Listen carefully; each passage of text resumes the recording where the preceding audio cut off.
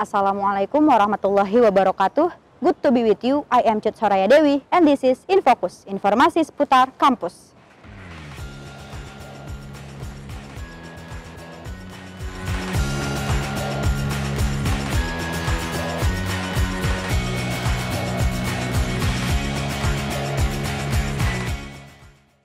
State Islamic University of Syarif Hidayatullah Jakarta or UIN Jakarta is currently in the process of heading to a legal entity state university or commonly referred to as PTN Badan Hukum.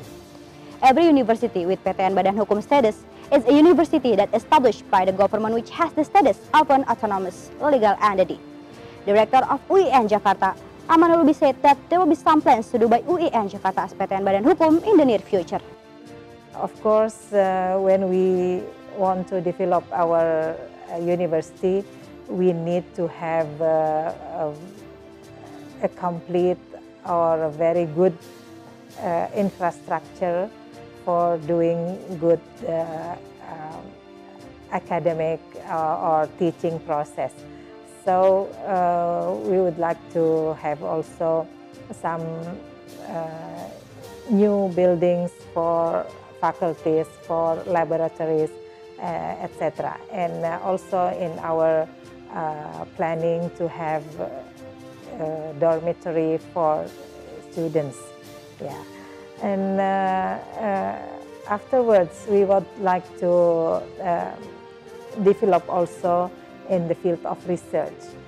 Academic research is very important for students and also for lecturers and professors.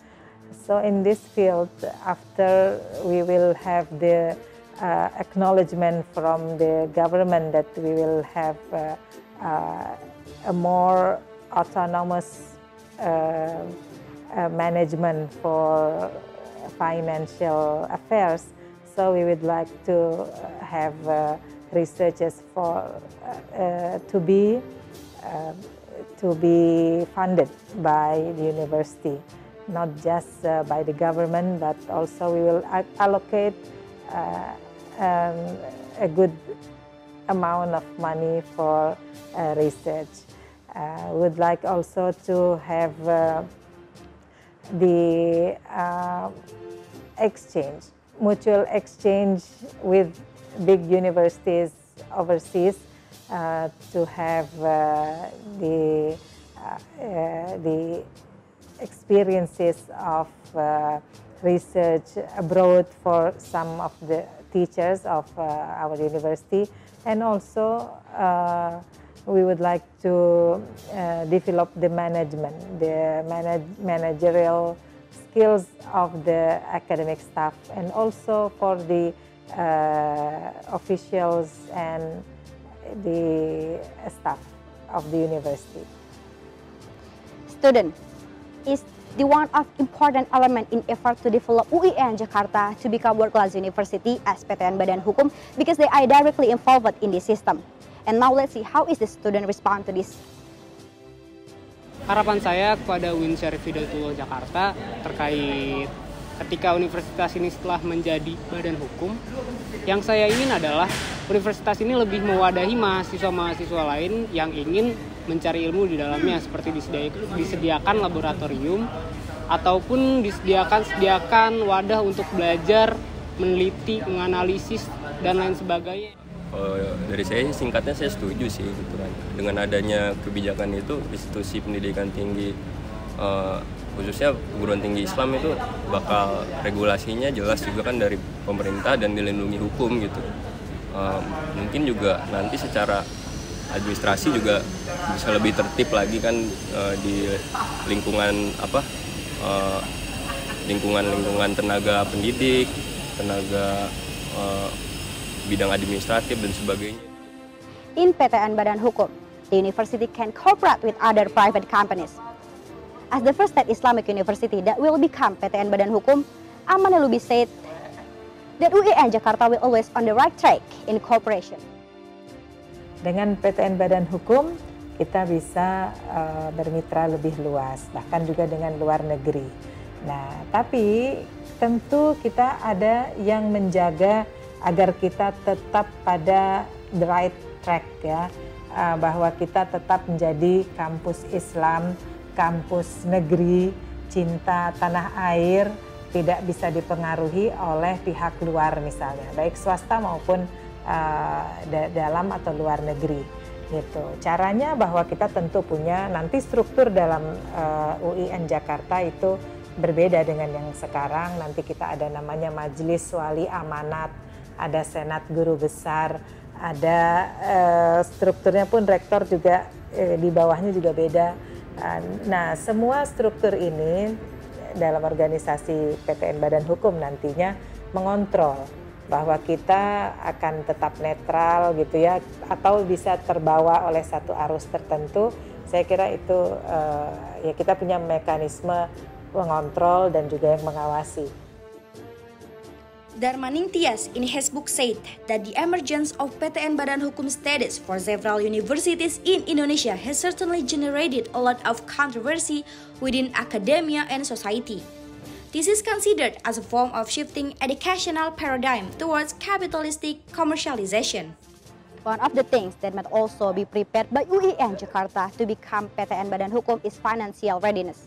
Instead, universities, tuition fees are regulated to single tuition fees, or commonly referred to as UKT, where in PTN Badan Hukum, the nominal of UKT is regulated by campus concerned. And now, how is the system of UKT in UIN Jakarta as PTN Badan Hukum? Nah, untuk biaya kuliah dari mahasiswa diharapkan tidak banyak yang naik. Seperti sekarang ini saja, tiap tahun kan ada prodi yang naik, ada yang tetap, begitu bergantian. Jadi saya kira juga seperti itu, tidak ada lonjakan untuk kenaikan biaya kuliah atau UKT.